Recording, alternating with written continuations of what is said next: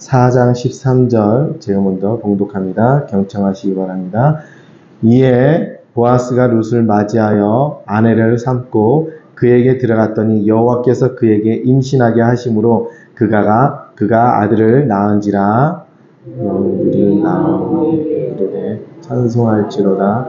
여호와께서 오늘 내게 기업물을 짜게 하지 아니하셨도다. 이 아이의 이름이 이스라엘 중에 유명하게 되기를 원하노라.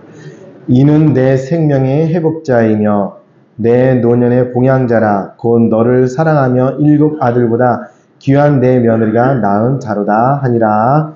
나오미가 아들을 받고 품에 품고 그의 양육자가 되니 그의 이웃 여인들이 그에게 이름을 지어주되 나오미에게 아들이 태어났다 하여 그의 이름을 오벳이라 하였는데 그는 다윗의 아버지인 이새의 아버지였더라. 베셀은 게불은 이라니라. 베레스는 헤스론을 낳고 헤스론은 람을 낳았고 람은 암미나답을 낳았고 암미나답은 나손을 낳았고 나손은 살몬을 낳았고 살몬은 보아스를 낳았고 보아스는 오벳을 낳았고 오벳은 이새를 낳고 이새는 다윗을 낳았더라. 아멘.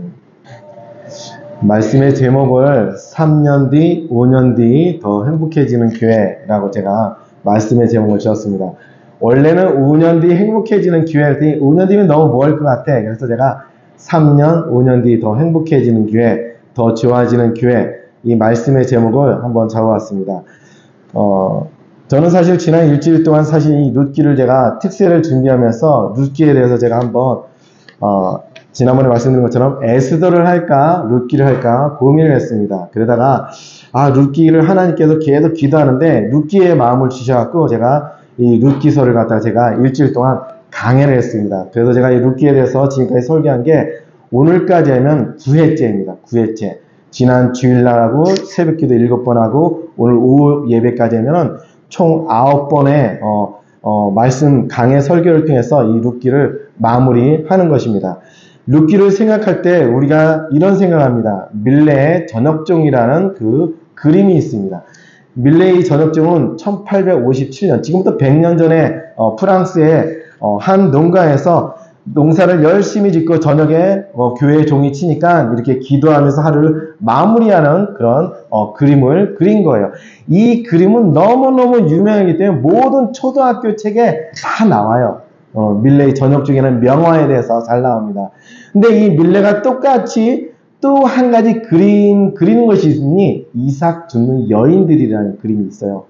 여인 3명이서 이삭을 줍는 그 그림을 그리는 거예요.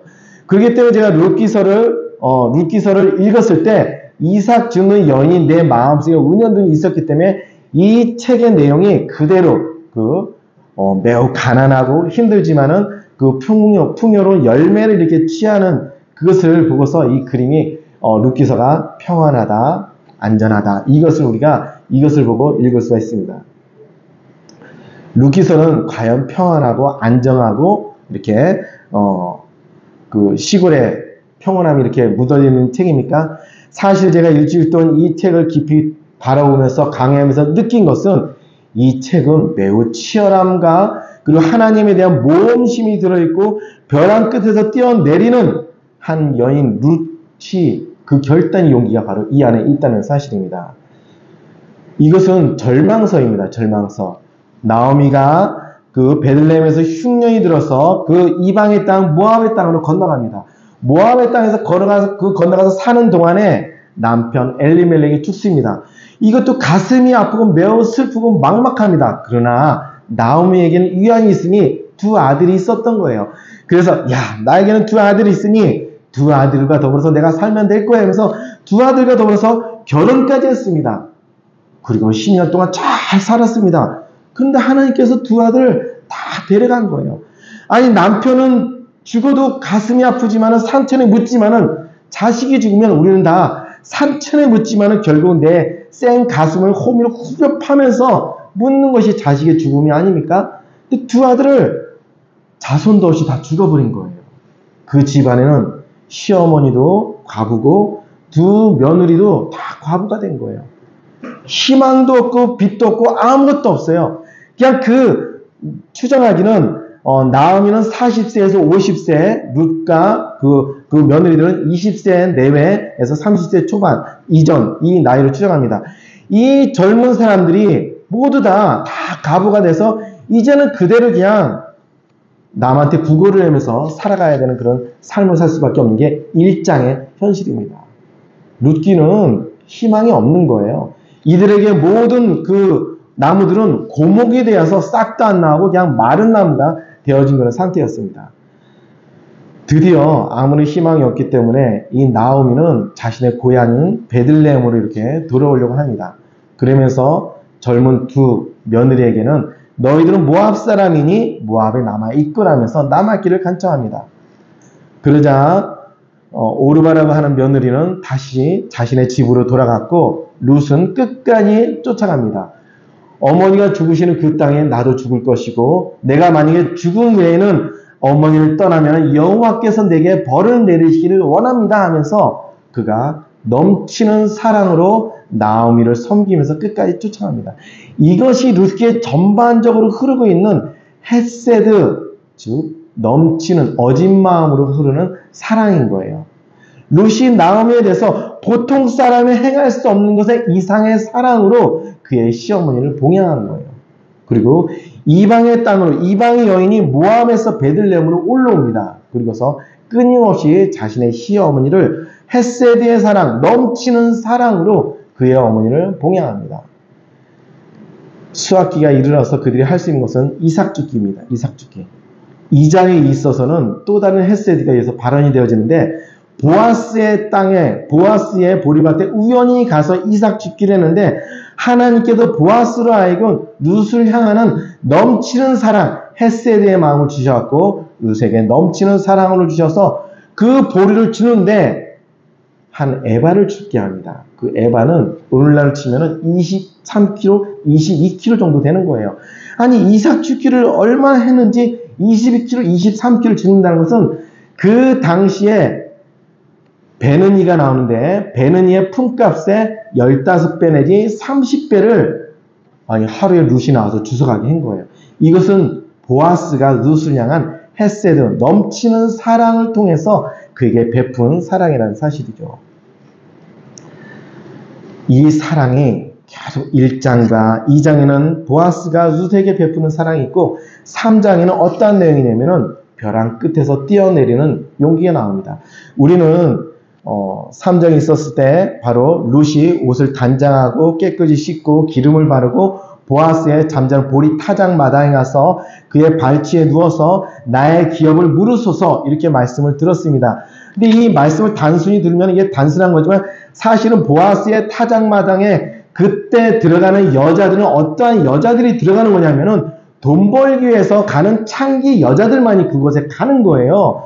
룻이 그 방법을 취하는 것은 정식적인 청혼의 방법이 아니라 다른 불법적인 방법이었고 이것은 매우 위험한 거예요. 다른 남자의 어디서 숨어서 보아스가 어디로 가는지 눈을 똑똑히 떠야 되고 그 몸을 끝까지 숨겼어야 됐고 그리고 만일 실수하면은 모든 인생이 끝장나는 위기의 순간인 거예요. 그리고 만약 보아스의 발치에 누웠을 때 일부의 한 창기를 대어버리면은 그 모든 것은 끝장이 나는 그런 순간인 거예요. 근데 하나님께서는 이 헤세드의 전반적인 사랑을 통해서 보아스가 룻에게 말합니다.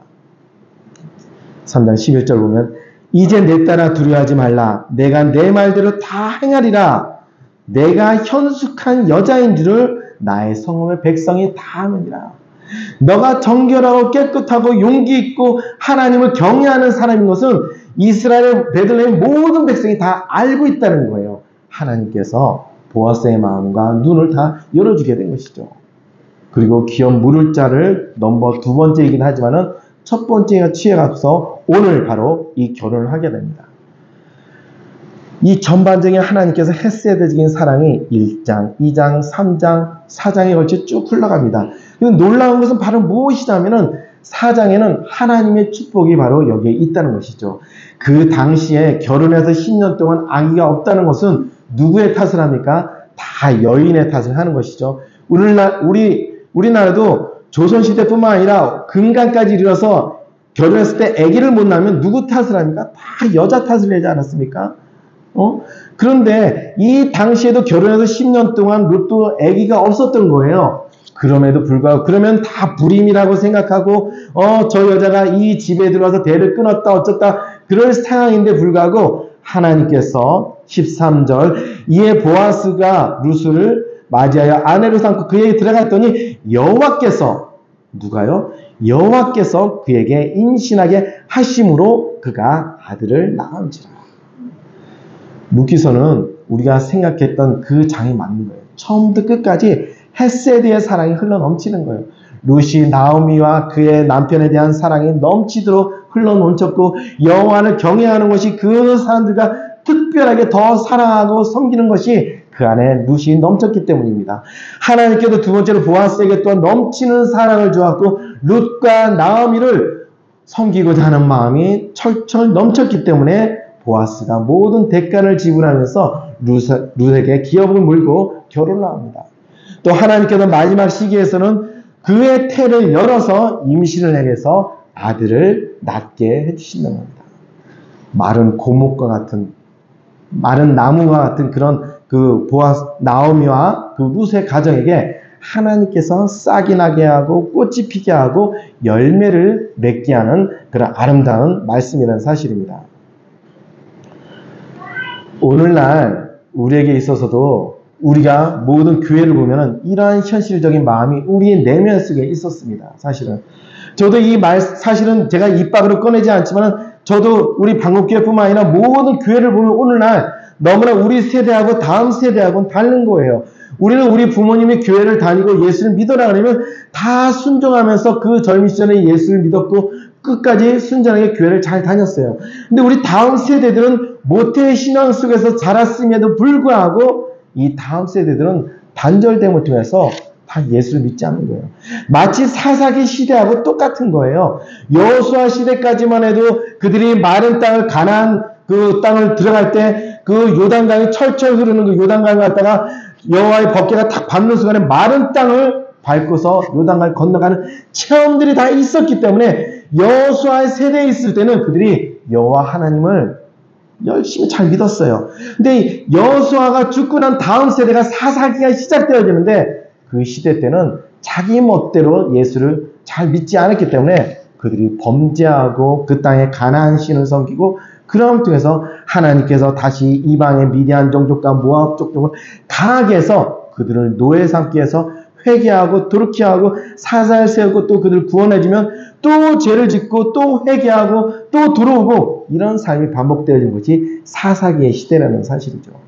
즉 여호수아 때의 신앙이 다 단절됐다는 사실입니다. 룻기서의 시대하고 우리의 오늘날 교회의 시대는 거의 비슷한 점이 많다는 그런 사실입니다. 이미 다 고목이 되어져 버리고 우리 다음 세대들은 싹이 나지 않고 있는 이런 세대라는 것이죠.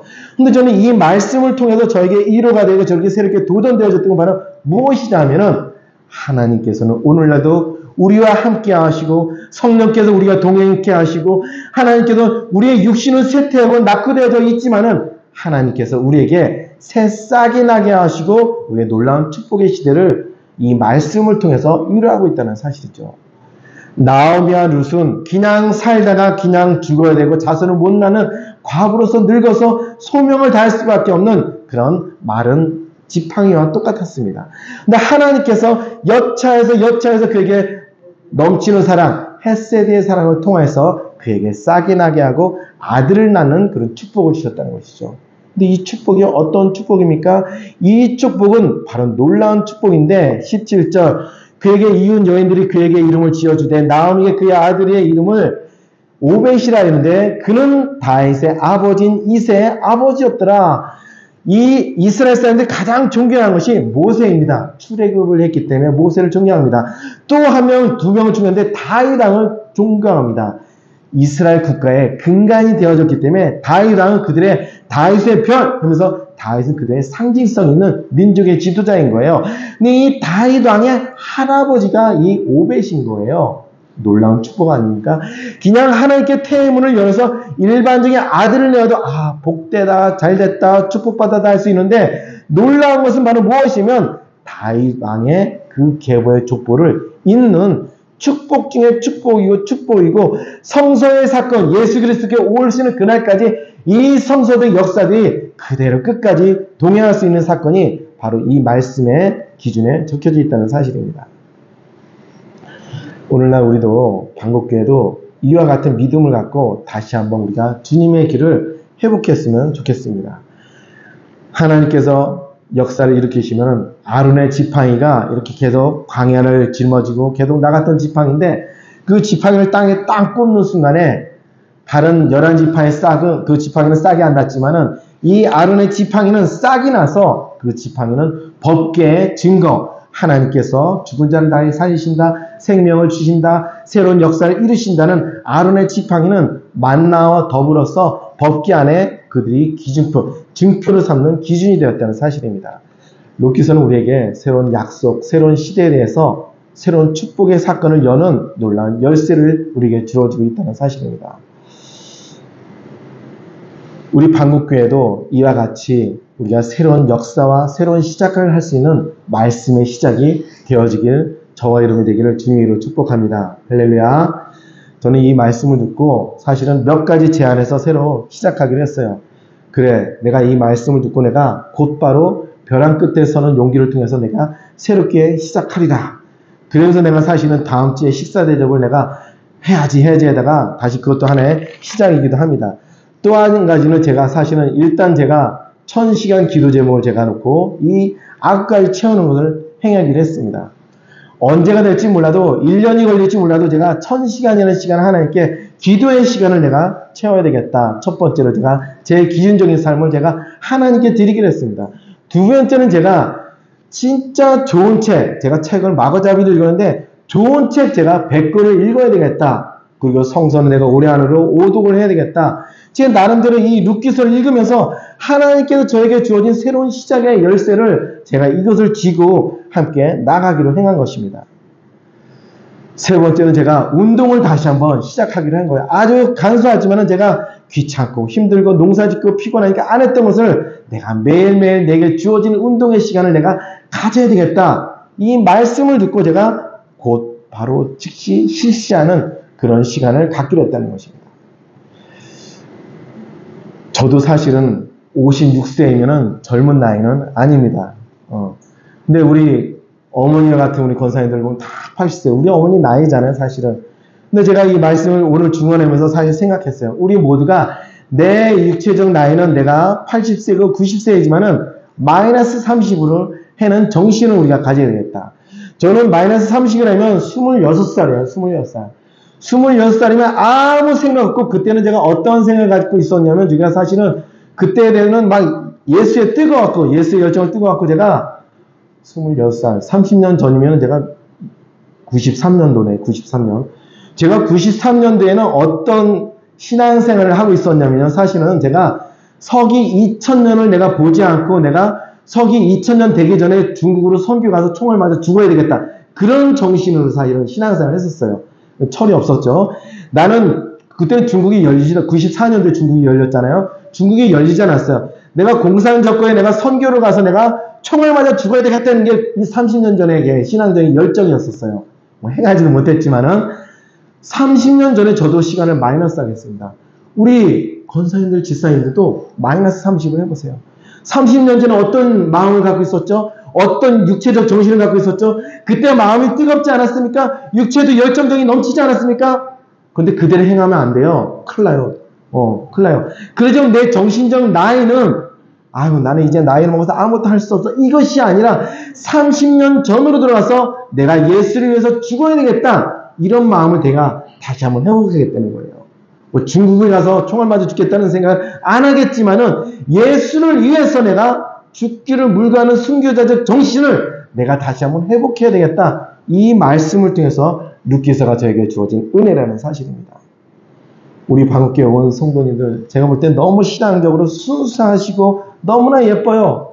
일주일 동안 제가 기도하면은 너무나 보고 싶기도 하고 늘 마음이 품기도 하고 또 기도할 때마다 지금 질병 속에 있는데 얼마나 아프실까 가슴이 오막해지고 슬퍼지기도 해요.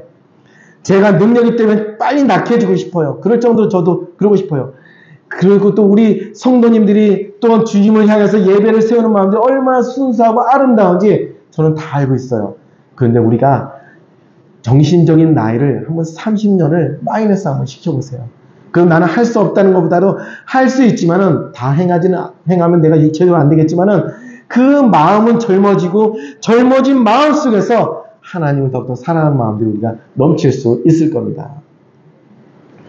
그렇게 된다면은 우리는 룻이 오벳을 낳은 것처럼 하나님께서 주어진 영적인 자식을 다시 한번 낳을 수 있을 겁니다. 그렇게 되어진다면 우리는 1년 뒤가 더 교회가 쇠퇴해지는 것이 아니라 1년 뒤가 더 행복해질 것이고 2년 뒤는 더 행복해질 것이고 3년 뒤는 점점 더 행복해질 것이라는 사실입니다. 5년 뒤는 어마어마하게 행복해지겠죠. 육체는 쇠퇴되어지더라도 우리 영적인 마음과 기쁨은 더욱더 넘칠 거라는 사실입니다.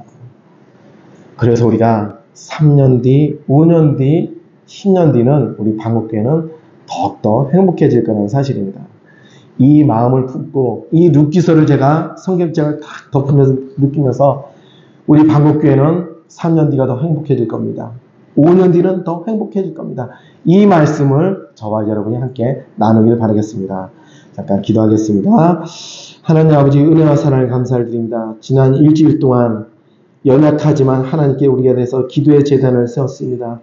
하나님 아버지 우리 방국교회 모든 사랑하는 성도님들을 주님께서 저보다 더 사랑함을 압니다. 주님께서 아픈 육체를 치료하시고 회복케 하시고 온전케 하시고 또 영적으로 낙심되어지고 정신적으로 연약해진 그 마음을 주님께서 강하게 하시고 젊어지게 하시고 회복하는 그런 믿음들이 세워질 수 있도록 주님께서 축복하옵소서. 아버지 하나님 우리 육체의 나이는 점점 후퇴되어지고 쇠퇴하지만은 하나님께서 그 마음은 맑게 하시고 온전케 하셔서 자나깨나 늘 주의 제단을 위해서 사랑하는 그 마음을 주님께서 받아주시고 하나님을 향하는 그 마음을 주께서 늘 받아주시고 주 마음에 대해서 열매를 주셔서 날로 행복해지는 우리 방국교회 온 성도가 될 수 있도록 하나님 아버지 축복하시고 인도하여 주셔서 오늘보다도 내일이 더 행복해지게 하시고 내일보다도 모레가 더 행복해지게 하시고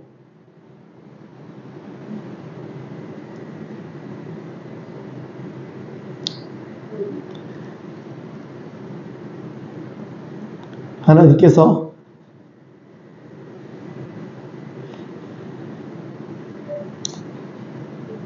강건해 주신 그 믿음 안에서